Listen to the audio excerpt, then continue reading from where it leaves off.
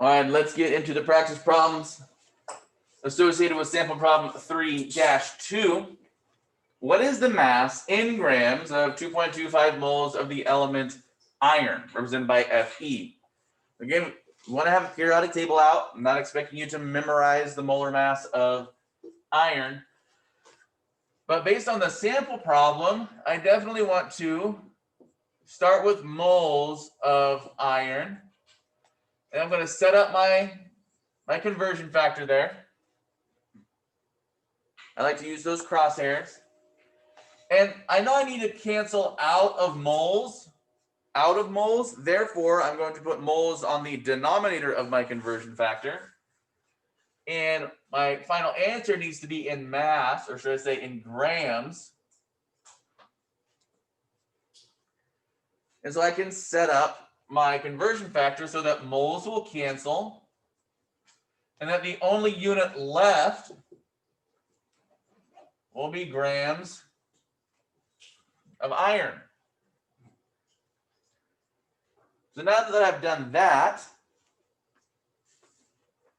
I can start looking to plug in numbers, values.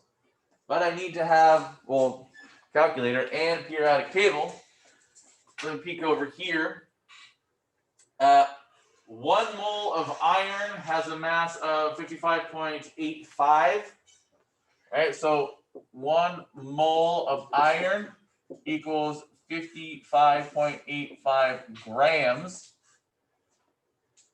So I look at my conversion factor. It's like, okay, what do I put in front of the mole? Well, what's the number over here in front of mole? 1. What number do I put in front of grams? Well, what's the number in front of grams over here? 55.85.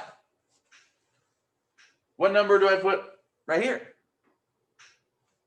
The number that the question gave me, because that's what I started with, right? And so now I've set up this problem correctly, and it will tell me what calculations to carry out, what to put in my calculator. So this is telling me 2.25 multiplied by 55.85, and then all divided by 1. I don't know if you can see this. My calculator is giving me a lot of digits. Right? A lot of digits.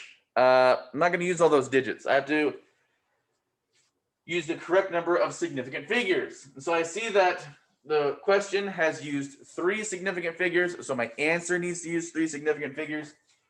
So instead of 125.6625, which has way too many significant figures, I need to answer that with 3 significant figures. So I'll use my normal rounding skills to round that to 126 grams.